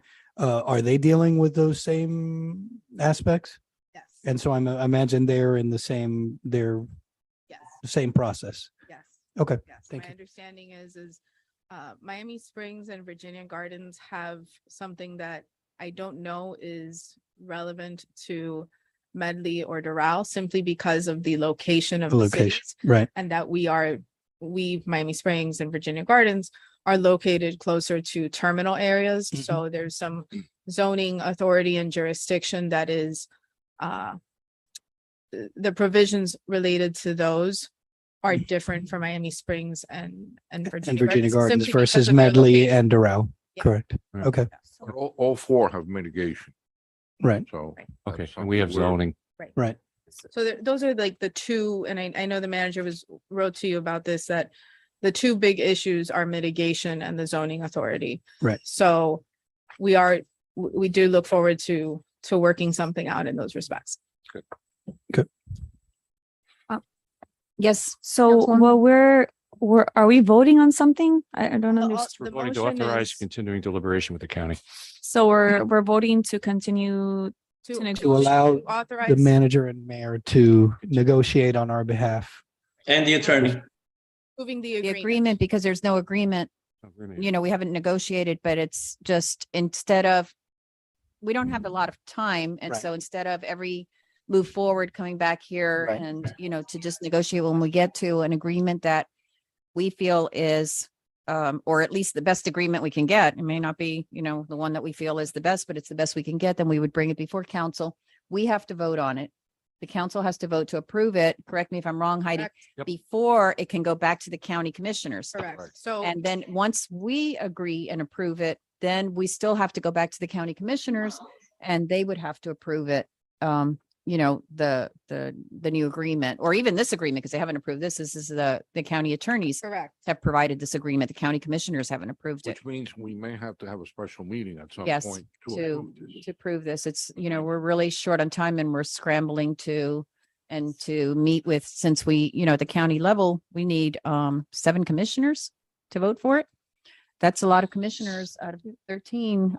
So we're meeting with them individually too, to try to impress upon them why this is important to our city after 18 years, and also why these negotiations that we want to make it fair for our city and something desirable that's still desirable for us to. Through the chair, would it be okay if I just maybe went through the first few pages, but if there's anything that strikes us on any of us, we can send You communicate manager with the city manager and the what we attorney. think that Yes. maybe should be part of the negotiation, so that Yes, when you sit with absolutely. Maria, because Right. You Absolutely. should be And- doing that and all the time. Yep, Perfect. absolutely. I know we spoke about it individually, right? I or my partner Chad briefed you all on what we expected to see in there. Mhm. And like I said, for the most part, this agreement is what we expected, Mm. with the caveats of items that still should be negotiated. We are more than happy, the manager and myself, my office, willing to meet with you and discuss every single line of this interlocal agreement, because we certainly want you to be sure that you're feeling that this is the best agreement and best decision for the city. thank you. And yes, Councilwoman, if there's something that you would like to see in it, or, you know, make sure you let, you know, our city manager or city attorney know quickly, because Okay. these meetings are, you know, they have to be by the nature of Timeline. the timeline. Okay, so let's take is there a vote? There was There was first a and was- second. motion and a second. Okay, so any more discussion? Come on. Call the vote, please. Vice Mayor Vasquez, Aye. Councilman Best. Aye. Councilwoman Bravo, Yes, Councilman Behet, Yes, Mayor Mitchell. Yes. The motion carries. All right, thank you. I think that we are at the end of our agenda items, and now we go to the report from the city attorney. I have no other report this evening. Thank you. How about our city manager? Yeah, Mayor Council, first of all, I want to thank you for the vote of confidence again. Really appreciate it, and I want to thank all of you for your support during the past, since you've been on council, I guess, almost 2 years now. So, I wanted to address the new sign. I don't know if you've been able to see it. The new welcome sign. I've gotten a lot of compliments on it, and I know some people have been asking, and it's not finished yet. We plan on putting lighting so that it lights up at night. We also plan on doing some landscaping in the area. We're holding up on the landscaping because, as you know, the Eastern 401 Memorial is going to go into that general area. So we're waiting for that. That's going to be what, next month, I guess? The Or this memorial one? will be going up in the next month or The so, next- but then the The event is the December event is December 29th. 29th. But the new memorial is gonna go in the next month, so we're waiting for that to go in so that we can look at it and see what type of landscape it would look nice. So we got landscaping and lighting coming. I know a lot of people have And been benches. asking, and And and benches. benches. Yeah, it's everybody thinks you just put a bench there, but it's not, because we have to make them ADA accessible. So you have to put a bench and you have to put a crosswalk and a sidewalk so that you can have ADA accessibility. So it's involved, but we're working on that. Do you know that Rebecca Sosa farewell had to be canceled because of Hurricane Ian? I don't know if Mayor Mitchell has an update on a future date, but We're looking, no, we're waiting to hear from the Curtis Mansion on availability for their dates in November, but those they've let us know some, but they didn't match with Commissioner Sosa's schedule either. So it's trying to, but we'll let you know as soon as Yeah, we'll possible. let It'll you be in know as- November or possibly even have to move it to early December. Yeah, December. sometime in December, just depending on You have some events?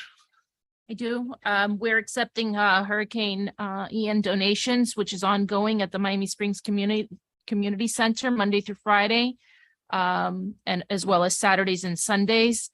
There are a list of needed items such as tarps, bottled water, hygiene products, and non-perishable food items. Wednesday, October 12th, at 9 a.m. is the farm share in partner with the Lions District 3035N Hunger Relief presents a community drive, a food drive distribution at the it's by the Lions Club. Family boxes will be provided on a first come, first served basis while supplies last. If you need more information, Elizabeth Fisher is the contact. Friday, October 21st is our pumpkin carving contest. Registration begins at 6 p.m. that evening, and it will be at the Miami Springs Aquatic Center. And there will be 3 different prizes awarded for that. Again, that same evening is the Spooktacular Costume Contest, which begins at 7 p.m. at the Aquatic Center. And there will be 4 overall prizes for that.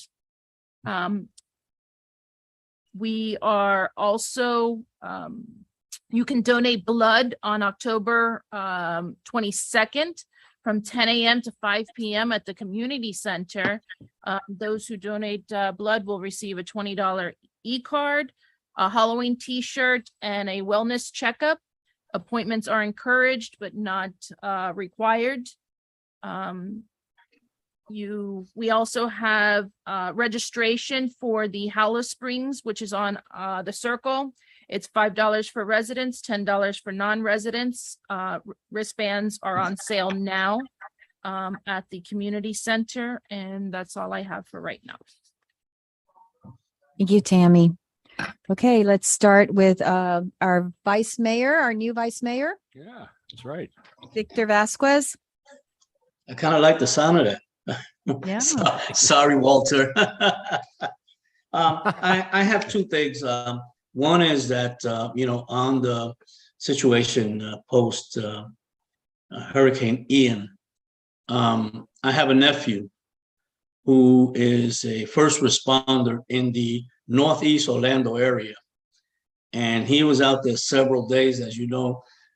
Part of the damage in that part of Florida, contrary to, Fort Myers and those areas, most of the damage was water, some trees down, and and lots of communities and people isolated in their houses because the water was several feet deep. And so I got a message from him because I contacted him to see how he was doing. And he sent me a picture, waist deep in water, and he told me a number of people that he had rescued. So a little bit of a source of pride there. He's my older brother's son. Another thing, and this is more informational because you were all aware, and I mentioned at the last meeting, Hurricane Fiona in Puerto Rico, and the difference in which hurricane responses in other parts of the country and hurricane responses to Puerto Rico differ significantly. And I've noticed this in the last couple of hurricanes. I think the president got an earful when he was there a few weeks ago. But one of the things that happens, for instance, if you recall, there were articles and things that were in the news in preparation. Once the cone was, had a fairly clear pathway, that first responders from as far away as even the Northeast states and other places were getting ready to come in to respond to our needs in Florida. And of course, the governor had mobilized the National Guard and so forth and so on, but which is a responsibility to the governor of Puerto Rico to mobilize the local resources.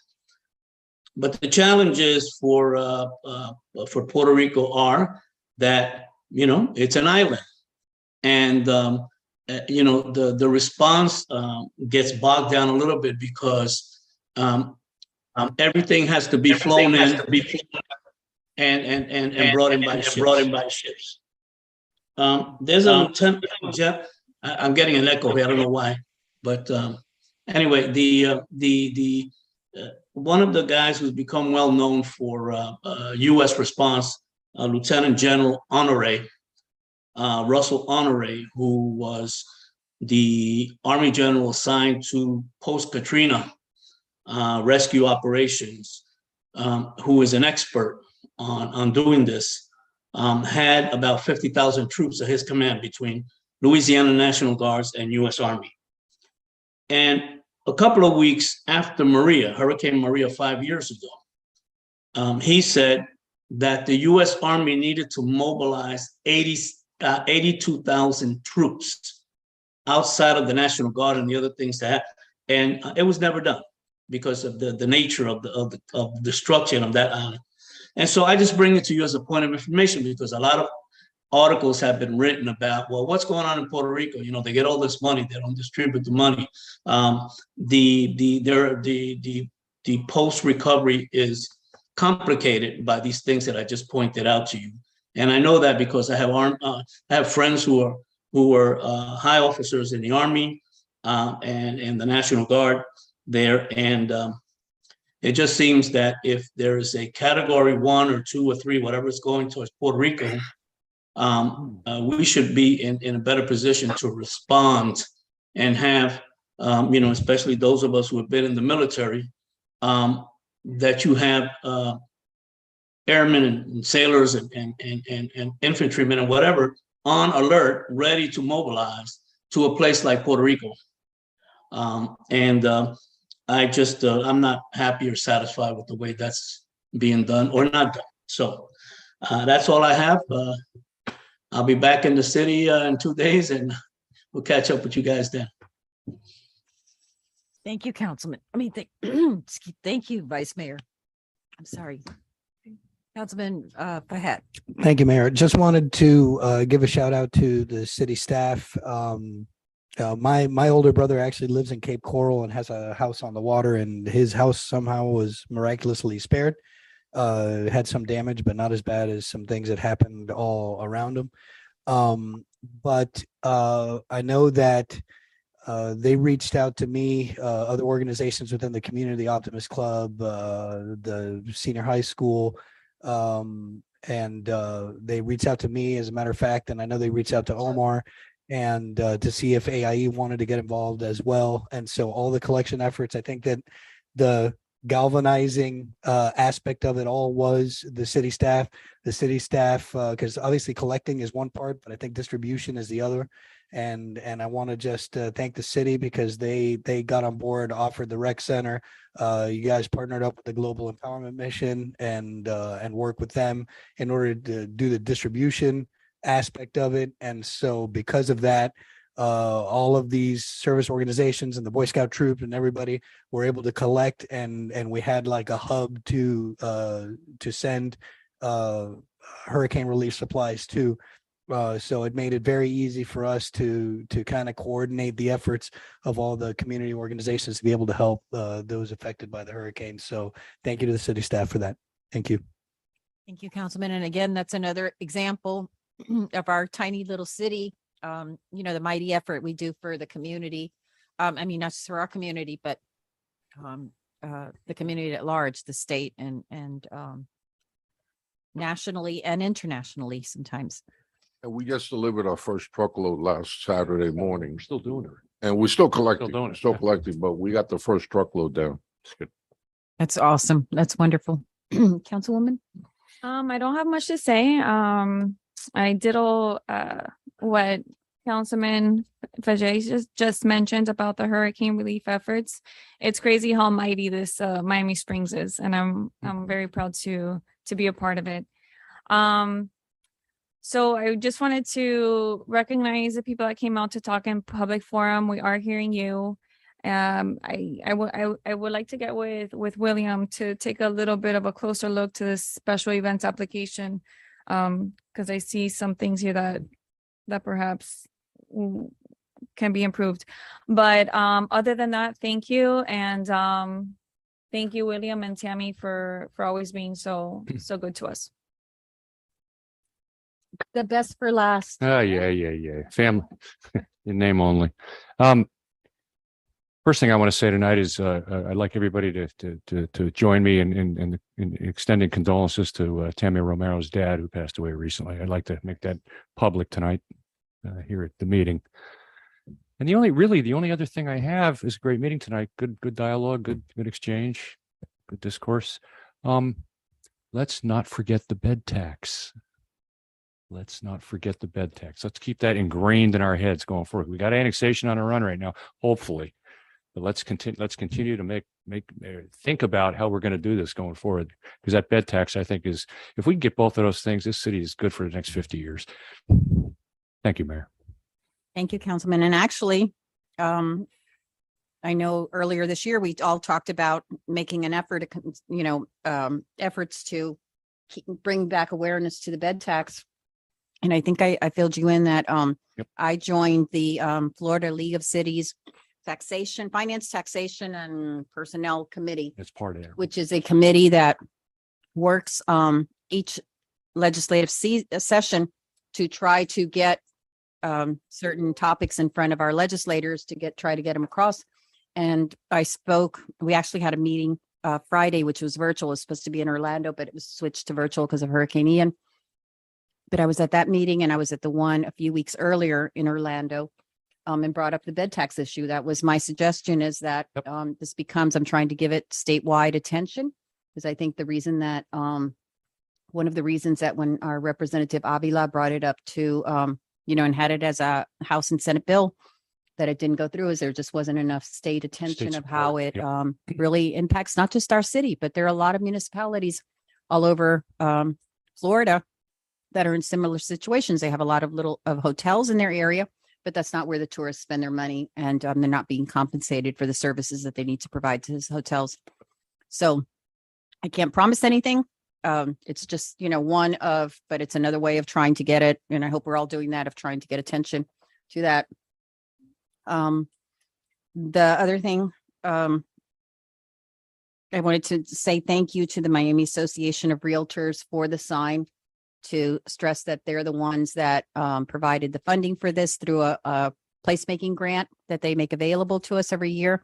Wonderful, choice of using that to create a new place for Miami Springs, and we've got so many people that have commented on it. I really see it as one of these Instagram places where, you know, people are going to come visit the city and take a photo there. And it's a great kickoff to our 100th year celebration for the city.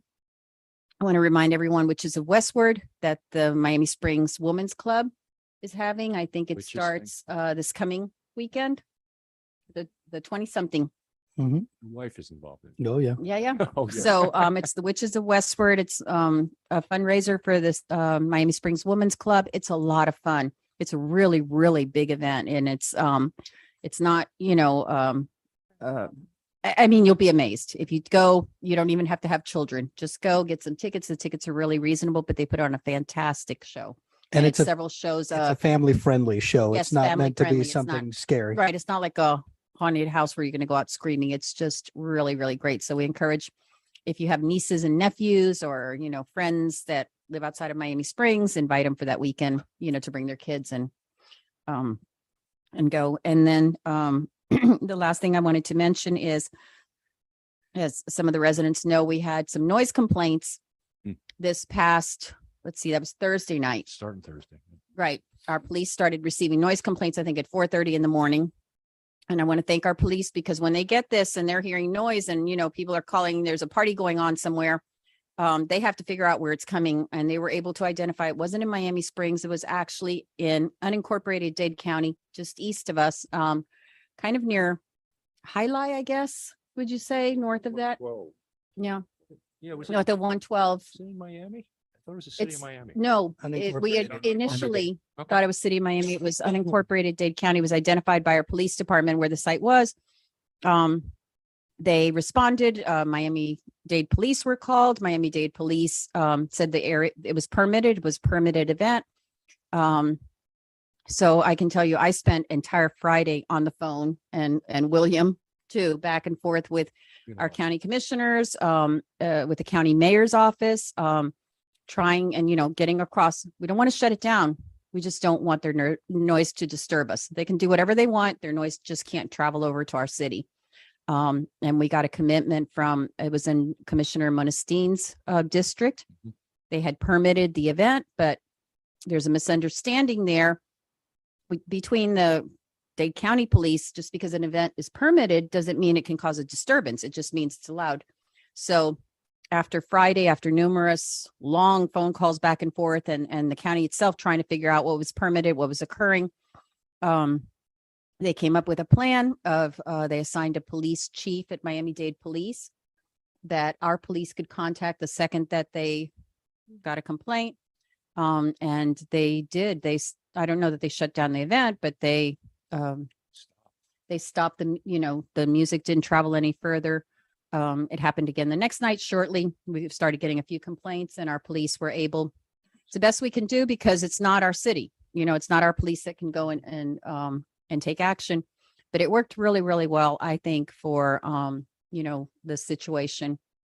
And the event, to my knowledge, took place. And hopefully the county's going to continue to look into ways that when these things are permitted, you know, the thought process is what they're permitted for. And it's not just, yeah, it's a warehouse area. It's not disturbing anyone. No, music travels, and it can travel for several miles. So, you know, you can't look at the immediate area. You have to look at the really, really grand scale. And we've been talking with the RER director for the Dade County on that, which they're the ones that enforce the nuisance.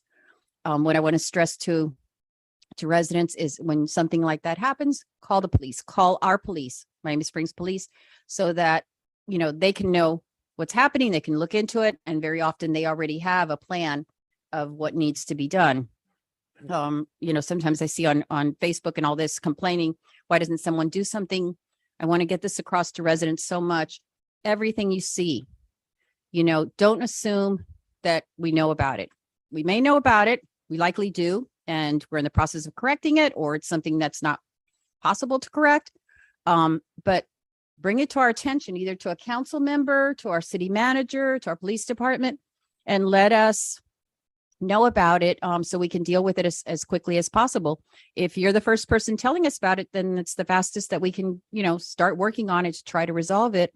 If it's something that we know we've gotten a lot of complaints about, or, you know, it's a situation that we know is occurring, we can get back to you and let you know this is in process. This is what's happening. This is by when we expect for it to be repaired. But we're all in this together. You know, we're one big community. So it's all of our jobs to be our eyes and ears. And especially with such a small staff that we have in the city of Miami Springs, we need to be sure to keep lines of communication open all around. With that, Can thank I you. add something to that? Yes, real ma'am.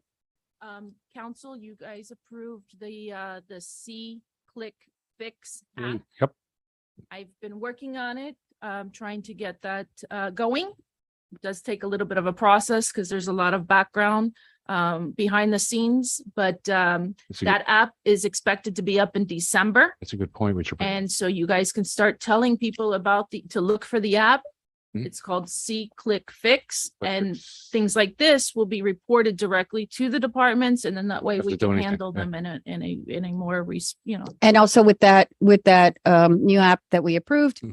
through the budget, residents that report something will be getting back feedback as to the status of it. You know, this is, you know, it's in process. It'll be corrected by whatever, you know, so it's a really great way for us to communicate Yeah. with You- our You residents. remember we had that one with the factory town several months ago? It was up in Opelika, Miami. That was Opelika. Hialeah. Hialeah, but way up there, all right? It was a few miles away. No, it was actually close Was- to Highlight. It was just off of 36th Street. But remember what the fix was?